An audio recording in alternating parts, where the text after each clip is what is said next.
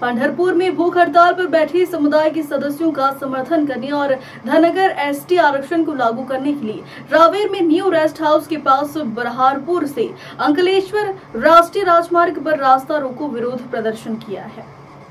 रास्ता रोको आंदोलन में बड़ी संख्या में धनगर समाज मौजूद था। इसके चलते करीब 1 घंटे तक जाम लगा रहा। इस अवसर पर संदीप सावली, राजन लासुरकर, एडवोकेट प्रवीण पचपोही, सुरेश धनके ने सरकार से समाज की मांगी पूरी करने की बात कही।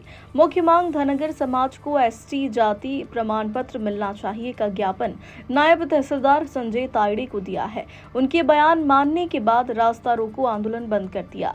धनगर और धनगर एक ही है। राज्य में धनगर जमात का अस्तित्व नहीं है, इसलिए सरकार द्वारा धनगर की धनकर है, क्योंकि अस्तित्वहीन जाति को आरक्षण नहीं दिया जा सकता है। इसलिए हिंदी और मराठी में धनगर इस अवसर पर तालुका के कई धनगर भाई बकरियों और भेड़ों के साथ उक्त स्थान पर उपस्थित थे, जिसमें जयेश कुईटे, स्वप्निल लासुरकर, ज्ञानेश्वर केलकर आदि उपस्थित थे।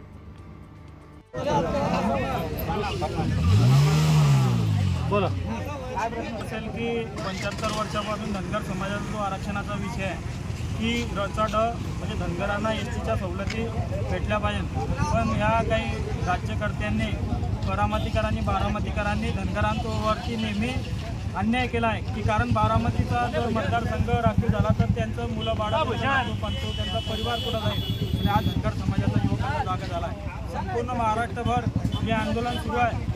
जोपर्यंत माझ्या धनगर समाजाच्या मुलांच्या हातामध्ये एसटीचे दाखले भेटणार नाही तोपर्यंत माझा धनगर समाजाचा युवक शांत बसणार नाही, आणि याच्यापेक्षा तीव्र स्वरूपाचं आंदोलन या महाराष्ट्रभर होणार आहे। 288 मतदारसंघामध्ये धनगर समाजाची वोटिंग हे निर्णायक आहे। आम्ही कोणाला सत्तेमध्ये बसू शकतो तर सत्तेतून उतारू सुद्धा शकतो। हा धनगर समाजाचा युवक आज भेटलेला आहे। कोणाला सत्तेवरून उतरवणार आहात?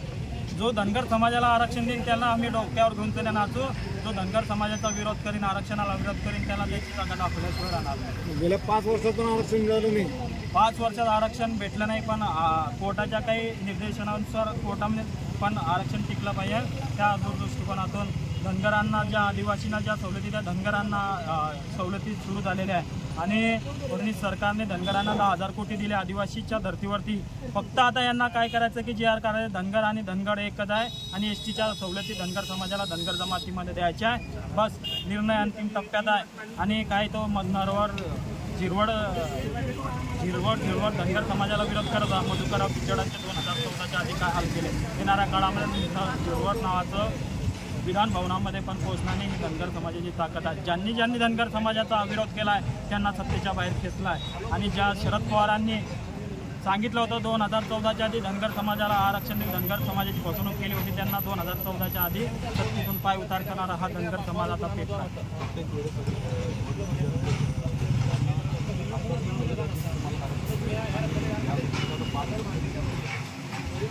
5 वर्ष जरी निघाले पण हा धनगर समाजाचा युवक आता झोपला नाही। माझा मेंढपाडाचा पोरगा रानावनामध्ये राहतो, मेंढका, त्याच्याकडे मेंढी चरतो, त्याच्याकडे आता ऑनरेटचा मोबाईल आहे। महाराष्ट्रभर काय आंदोलन होणार आहे, महाराष्ट्रामध्ये काय घडामोडी होते आहे, एकाच दिवशी एकाच वेळेला पूर्ण महाराष्ट्रभर रस्ता रोक चालू आहे, आणि हा महाराष्ट्राचा युवक आता पेटला आहे। तो आरक्षण कुठे असो, दिल्लीमध्ये सुद्धा धनगर समाज जाऊ शकतो। आज तुम्ही पाहिलं असेल की हा महाराष्ट्रामध्ये धनगर समाजाची ताकद, आता युवक शांत बसणार नाही, कोणाच्या फसव्या आश्वासनाला सुद्धा भेट घालणार नाही। या पुढच्या काळात काय होईल तुमची रणनीती पुढच्या 8-15 दिवसांमध्ये, कारण लवकर आचारसंहिता पण लागेल? त्याच्या आधी धनगर समाजाला गुड न्यूज भेटणार आहे, आणि त्याच्यापेक्षा तीव्र स्वरूपाचं आंदोलन होणार आहे।